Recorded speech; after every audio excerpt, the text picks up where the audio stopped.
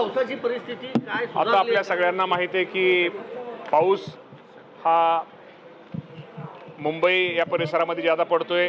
अजून सर्वदूर पाऊस नाही आहे, परंतु निश्चित प्रकारे येणाऱ्या 4-5 दिवसामध्ये राज्यामध्ये सगळीकडे पाऊस पडेल असा हवामान विभागाचा अंदाज आहे. आणि आपल्याला माहिती आहे की मुंबई, ठाणे, रत्नागिरी, रायगड हा जो पट्टा आहे, कोकण पट्टा, आणि जो घाट माता आहे तिथं पाऊस आज ज्यादा आहे. आणि निश्चित प्रकारे त्यामुळं शेतकरी आपण एक सगळेजण त्या बाबतीमध्ये निश्चित प्रकारे खूप चांगला एक 4 दिवस अजून भविष्यामध्ये पुढं पाऊस जर भविष्यामध्ये म्हणजे 4 दिवसाचा अजून त्यावेळेस पाऊस पडला त्याचा फायदा माझ्या शेतकऱ्यांना होईल.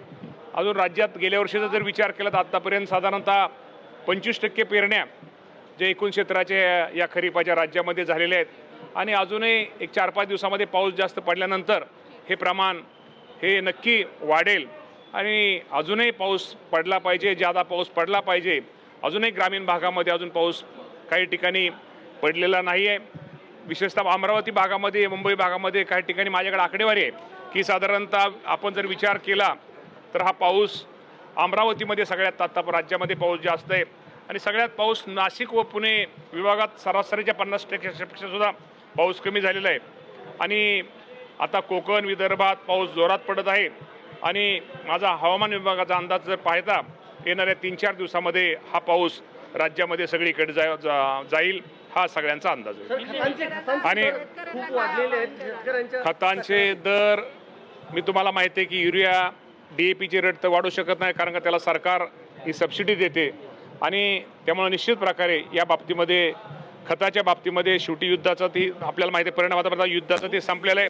त्यामुळं निश्चित प्रकारे खताच्या दरवाढीच्या बाबतीमध्ये निश्चित प्रकारे जरी थोडी दरवाढ झाली असली तर आता दरवाढ वगैरे खताची होणार नाही. आणि आपल्या राज्यामध्ये खताचा योग्य साठा असल्यामुळं शेतकऱ्यांनी निश्चित प्रकारे खताच्या बाबतीमध्ये काळजी करू नये हे आपल्याला सांगतो.